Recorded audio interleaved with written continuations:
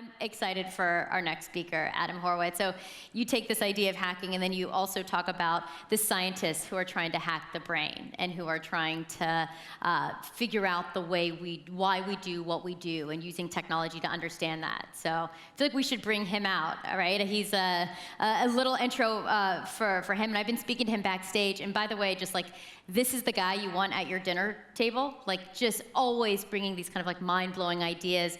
He works on issues like mindfulness and productivity, thought leading scientist at MIT. And one thing he said, and we can bring him out now, is he said, "I think talk is not so cheap. Science is art, and things get stale if the doors aren't flung wide." So this idea of hacking and ever exploring and being curious, I think he really defines that. So Adam, you want to come on out? Thank you so much. Thank you. Thank you, Lori. Awesome. Thank you, thank you. Thank you so much. I'm so glad to be here, Sime. Thank you, Lori. Thank you, Ola. Wonderful. So, I'm lucky enough to study experience at MIT. What I say when I mean experience, I mean consciousness, I mean emotion, I mean creativity, I mean all of these things that we can't quite understand just by looking at biology.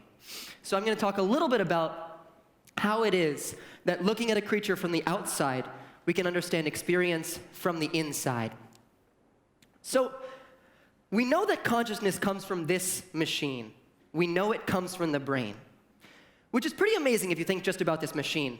Because, for instance, I flew here on a plane, and it was a brain that was able to move 10 tons of steel. It was a brain that made a plane. But at the same time, when I look out the window and I see the sunset and I say it's beautiful, it's a brain that creates beauty as well.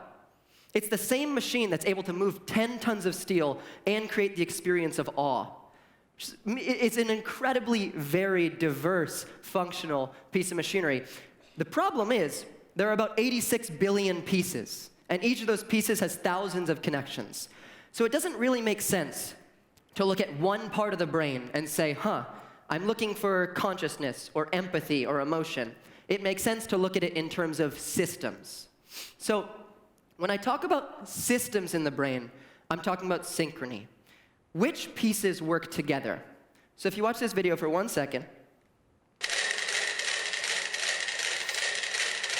we'll see what happens in diverse systems when you let them work and interact over time.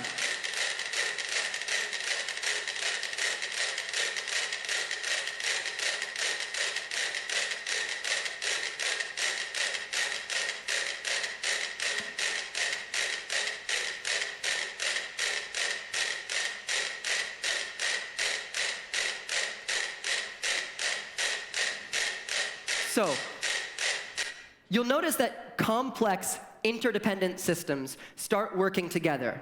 They have patterns if you look at the whole that you can't see if you just look at one part.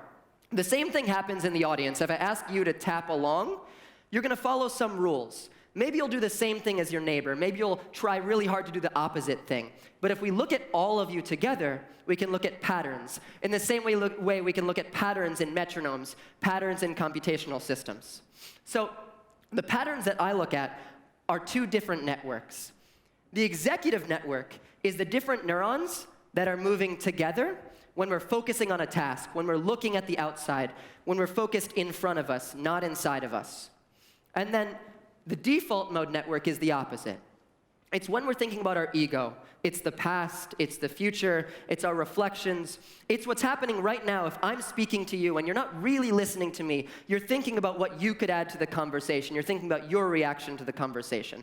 So default mode network inside, executive mode network outside. What's really amazing about meditation, and the reason it's taken really seriously in neuroscience right now, is because these two networks, which have always been opposites, inside and outside, task and off-task, when you meditate, they start to come together. Instead of being opposites in sync, they start meeting one another.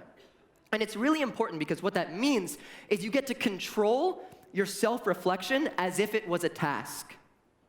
And this is really important for a lot of different reasons. It's how you react to your mother if she makes you angry. It's how you react to a test if you have anxiety. It's how you react to chronic pain if every day you wake up in pain and you either have an emotional reaction or you can back away from it.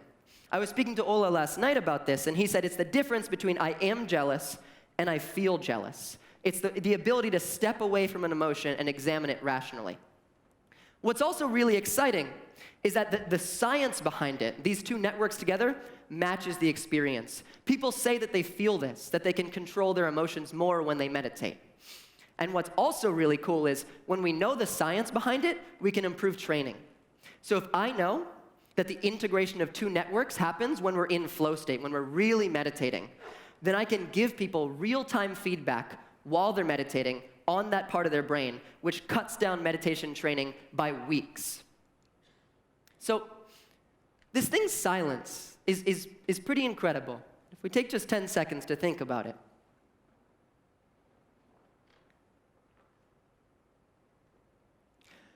For me, the reason is this magical 1.6 number. So Jonathan Treasure talks a lot about how humans can only understand 1.6 dialogues at the same time.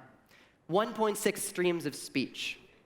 Often what people forget when they see that number is that you have an interior monologue at the same time. Every time someone is speaking to you, you are also speaking to you, and so you get in the way of that conversation. When somebody is speaking to you, a lot of the time you're saying, I'm smarter than this person, or this is the next thing I'm going to respond with. Much of the time you're not really listening. Introducing some silence into the conversation helps with two dialogues. It helps with the dialogue with another person, to really listen, to have more empathy. And it helps with the dialogue with yourself, so you can be less reactive and less judgmental. So I really think this distinction between monologue and dialogue is important. To remember that even if you're speaking to someone, a lot of the time you can just be speaking to yourself. And when you talk about the information coming in from your phone and from advertising, from internet, from media, from all this commentary, that's more dialogues that get mixed up. Introducing a little silence is introducing a little reflection. And I feel sort of obliged as an American coming here a week after election season to just mention that I think a lot of the political problems in my country right now rise out of a lack of dialogue, a lack of listening. That often people bring their own feelings to a conversation, don't care about what the other person says, and just react as if they were going to react before, no matter what actual content is being brought to the table. So just before we go on, I think Yoko Ono's reaction to Trump's election is the best. She often makes sounds to express her emotion rather than saying anything. So if we take 1 second to think about Trump.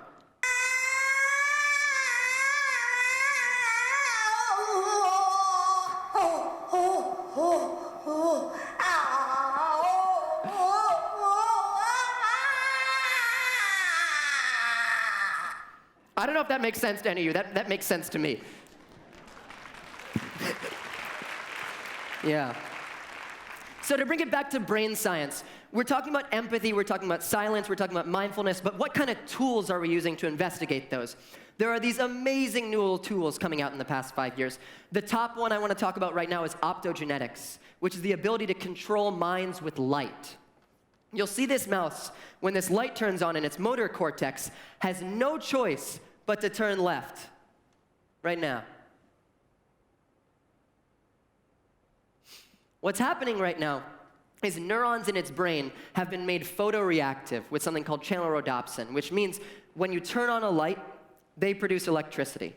It's literal mind control, and it's possible right now. Another tool I think is amazing is TMS, which is trying to do the same thing in human brains. It's a magnetic on-off switch for the brain. It's called transcranial magnetic stimulation.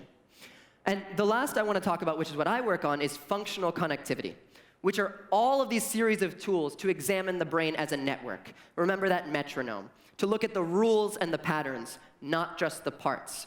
And we call that functional connectivity, which makes sense because we're talking about function, how something works, and connectivity, how things connect while they're functioning.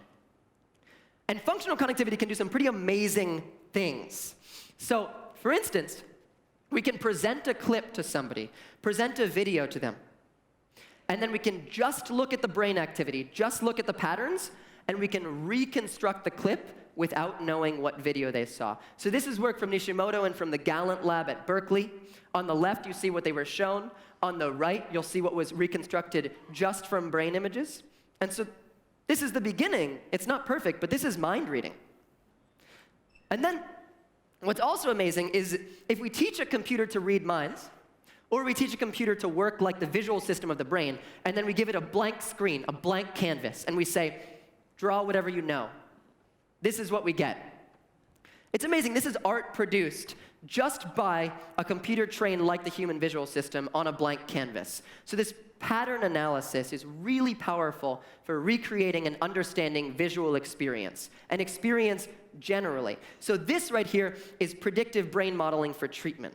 What that means is, if I can understand something as complex as visual perception, I can also talk about how somebody's going to react with something like anxiety or depression, schizophrenia, bipolar disorder, to a certain sort of treatment. What this is I take somebody in, do those same brain scans, take in many other people who have a certain disorder, maybe dyslexia, look at before and after, and then look at whether a pharmaceutical or a behavioral treatment was more effective for all those people. So I have all these different people, and I see what do their brains look like before if behavior was more effective? What do their brains look like before if drugs were more effective? And then I'm able to take in somebody completely new and predict their response to a treatment. This is really powerful because we don't put people in the wrong course of treatment then. Then you don't have a 5-year-old who enters kindergarten with dyslexia and thinks school is stupid and unimportant because it doesn't feel right for him. Those kids get directed to the right program instead. And this is, again, just based on that fMRI, functional connectivity pattern analysis. And then the other thing is, if you're good at analyzing patterns in groups, you can look at people as well. So Sandy Pentland at MIT is this amazing scientist who studies something called honest signals. So instead of looking at neurons and those patterns, he looks at people. And so he looks at things, again, that have to do with synchrony, how they work together. He looks at things like mimicry. How much when I'm talking to you and I nod, do you nod also? When I smile, do you smile also? When I lean forward, do you lean forward also?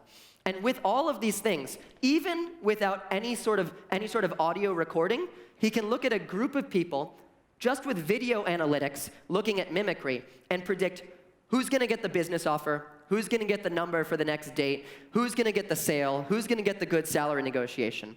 This is really amazing work. Generally, in honest signals, specifically, he uses a tool called sociometric badges. And this is all about network analysis and synchrony. In the same way studying the brain is about network analysis and synchrony.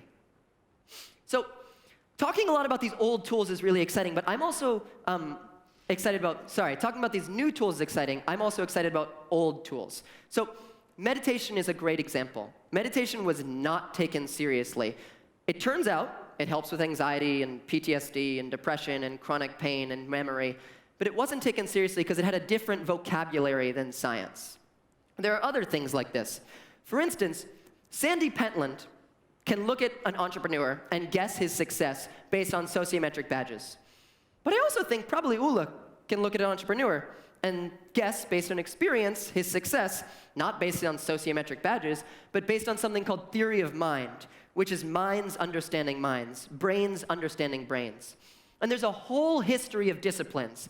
I look at magicians who understand attention. I look at entrepreneurs who understand sort of intuition, how much people can connect with other people. I look at storytellers who understand emotion. I look at designers and artists who understand the visual system in different vocabularies than scientists, but in really legitimate practices. And I'm excited about unifying those different vocabularies. So generally, if I got introduced on the stage in terms of hacking, I run a group in Boston called Consciousness Hacking, which is founded by a guy named Mikey Siegel out of the Media Lab at MIT, which is interested in science expansion, in meeting between entrepreneurs, between engineers, between scientists and designers to focus on consciousness, because we need all of these different vocabularies to attack such a big problem. One really interesting point, a lot of time people talk about science, they say, science is objective, it's numbers. Other things are not objective. It turns out that's not really true. For the DSM disorders to diagnose, which is the whole manual we use to diagnose depression, bipolar disorder, schizophrenia, et cetera, more than half of those disorders have no basis in biology. No causal reference, we don't know where they come from.